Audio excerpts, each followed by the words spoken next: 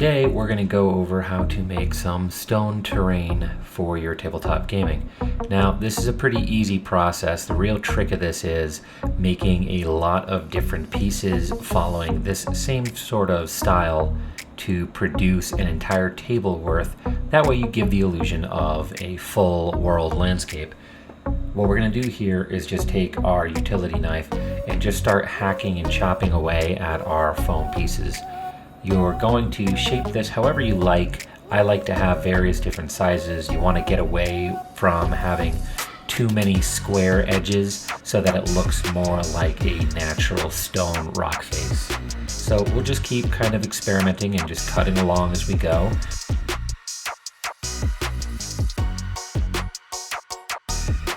Here I'm just going to do this tutorial using a smaller piece just because my camera setup doesn't really allow for much larger pieces of foam. So this is kind of, I guess you might call it a sample piece.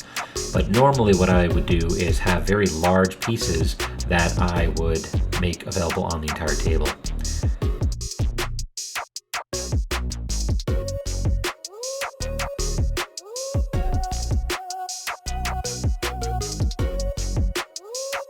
The next step we're going to employ here is taking our foam ball and creating a textured surface over the flat areas and rolling it around to create dents and divots just to give it some depth of texture.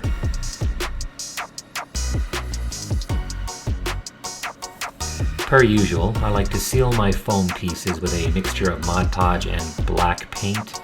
There's no real secret to this. The Mod Podge is going to act as kind of a sealant so that when you prime it and paint it, you don't have to worry too much about melting the foam using any kind of spray cans.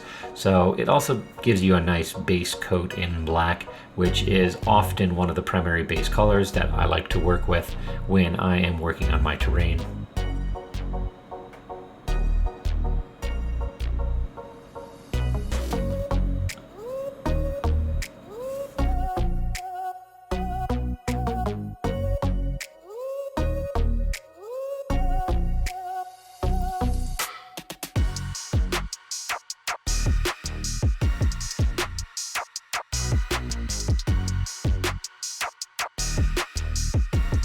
Once this is dried, we're going to take this outside and we're going to do our mixed priming with it. We're going to prime in a brown and a gray, making sure that we keep the brown mostly on top as that's where our grass and our foliage is going to go. After that's been dried and done, we're going to take our homemade wash and we're just going to just kind of messily dab it along. If you're priming the way that I like to prime, you don't have to do this step as often, but because you're cutting with a utility knife, there are plenty of little marks and jagged spots which a wash just really takes well to and gives it even more depth to your piece, and it's going to really pop out more once you begin dry brushing.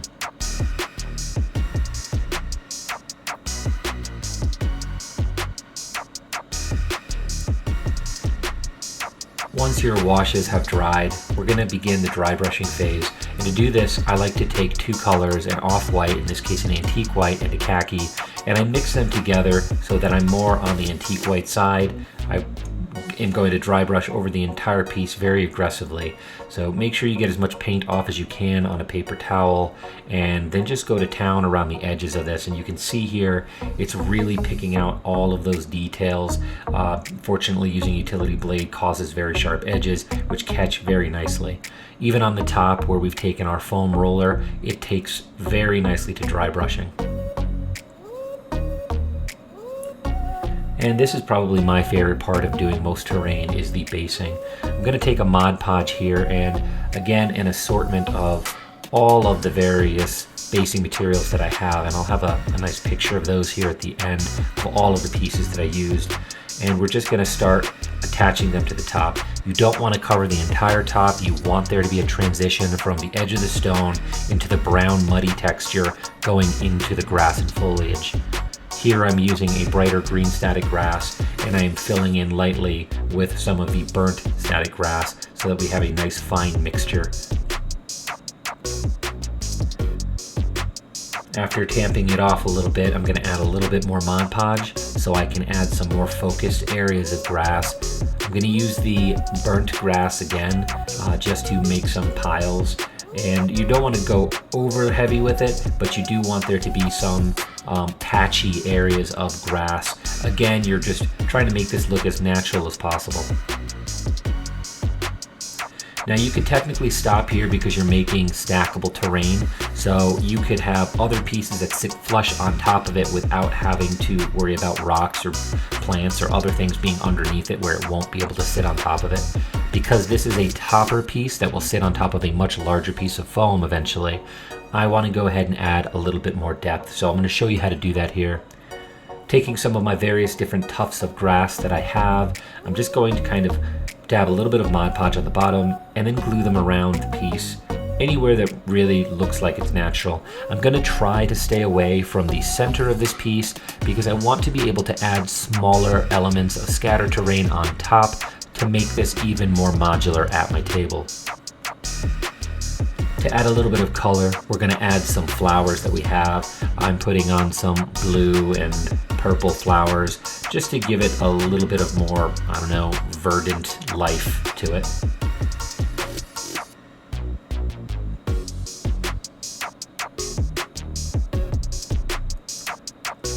And once you've placed all of your flowers, one thing that I'd recommend doing is, of course, using like a clump foliage or fine leaf foliage. I like to mix in some of these little tiny rocks as well.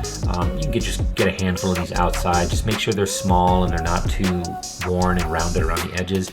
You want them to look like natural rocks compared to a 28 to 32 millimeter miniature. And just kind of scatter them haphazardly. Again, I'm trying to avoid the center of this piece because that's where I'm going to place more terrain later.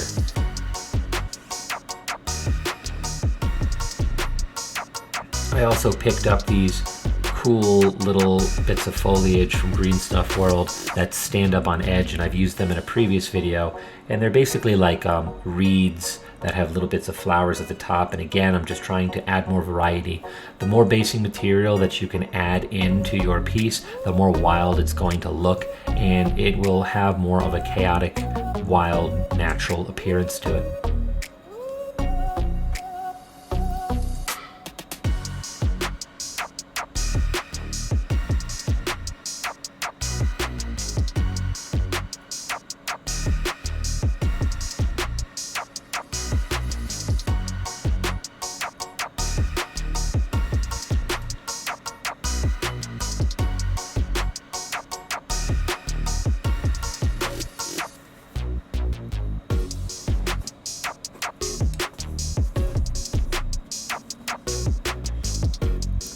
Next, I'm going to use some fine leaf foliage, and this is great because it's basically clump foliage with twigs and stuff inside of it, which makes it look like very natural bits of bushes and shrubs and such.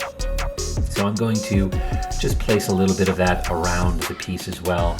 And I'm also going to break off one of the small twigs inside of the fine leaf foliage and use that as deadfall that I'll place on the piece as well.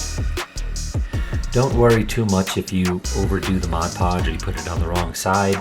It does dry clearly, and once you're all done, you can actually spray this whole thing down with a matte finish, which makes it virtually invisible. Here I'm going to dab some Mod Podge around, and I have some fine leaf scatter that I'm going to put on the ground as well, just to make it look like there's been some blown leaves. And if I put some tree terrain up here as well, it just kind of adds to the aesthetic.